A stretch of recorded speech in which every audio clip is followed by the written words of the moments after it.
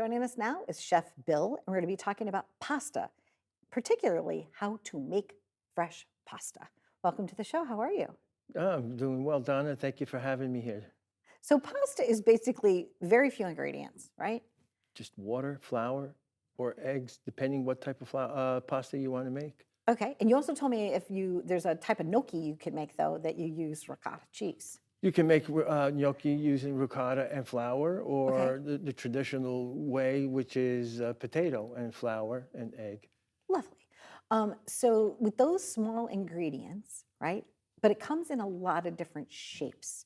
Is that what makes the difference in a pasta dish? Is that the way the sauce adheres to the Yes, shape? yes, absolutely. Okay.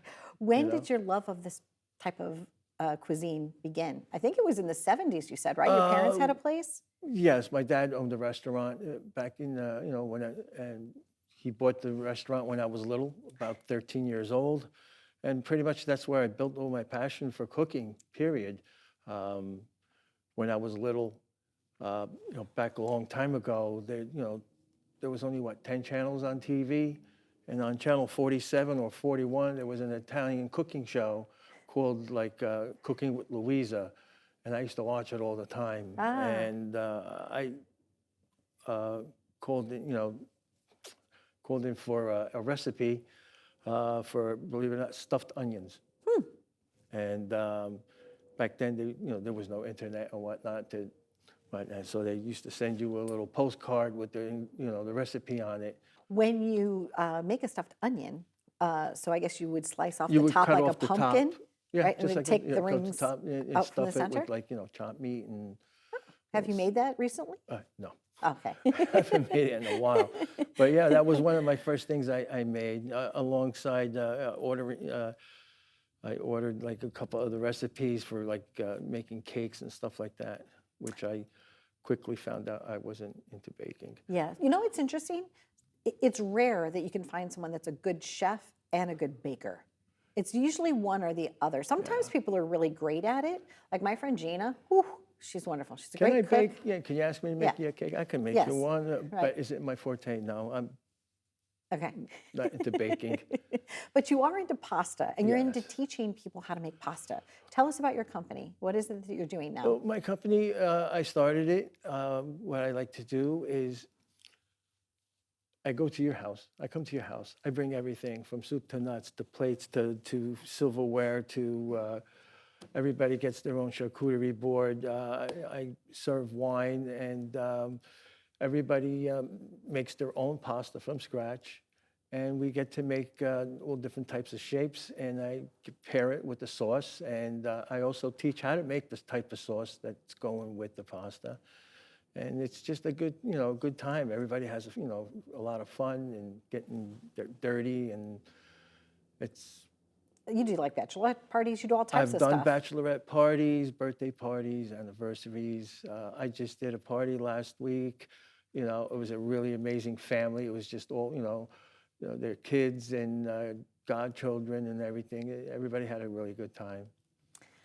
If your parents or other ancestors would be seeing you and what you're doing now, right? What do you think that they would say, Bill?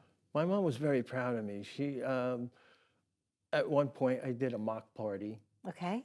all right, with my family, and my mom was there. She got to see how I worked.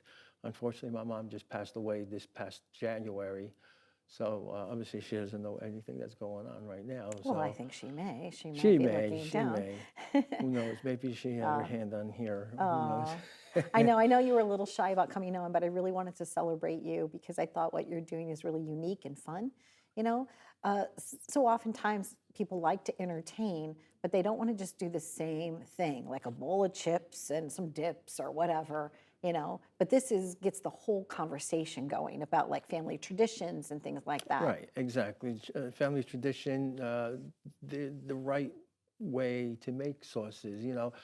Sometimes a lot of sauces and pastas are made differently, not the traditional way. When I teach how to make pasta, I try not to use a pasta machine or anything to make the shape. I like to keep it really traditional. Before any of these were like invented, the way they really made it by hand. Yes. Same thing with sauces. I like to stay really, really authentic to the type of sauce. Sometimes I like to, add my little own twist, or sometimes I see other recipes that are, similar, that add a little bit of something that makes it better. I like to try it out. I'm always, open to trying new things, and sometimes they're good, but I like to keep everything traditional. Well, yesterday with my boys, I made homemade pizza and it was a fail, but my toasted ravioli was really good, right? Which is like a fried ravioli, but I grew up in St. Louis, so we call it toasted ravioli. Those were spot on. Breaded. The pizza was okay, but you know what? The crust was like a fail. But at least I tried. I put love into it, so it still tasted somewhat okay. Well, So, pizza is also my other forte. I Yeah. mean, my dad owned a pizzeria for like almost 30 years. So I've been thrown into that also. But I kind of tangent off onto the pasta. I thank you for being here. Favorite shape of pasta? Mine, Yeah. tagliatelle Ah, so yummy. or rigatoni. Or rigatoni. I know when they start I like going 'em down, all. I love them all. Rigatoni, I do tagliatelle, too. rigatoni with a nice bolognese sauce Ah, and the a glass of best. red wine. Scrumptious. Thank you very much. Thank you so much for having Really me. appreciate you being here. Thank you. Stay tuned for more. We've been living it up with Chef Bill. And would you make homemade pasta? I'd love to hear from you and see the photos from your attempts. Be well.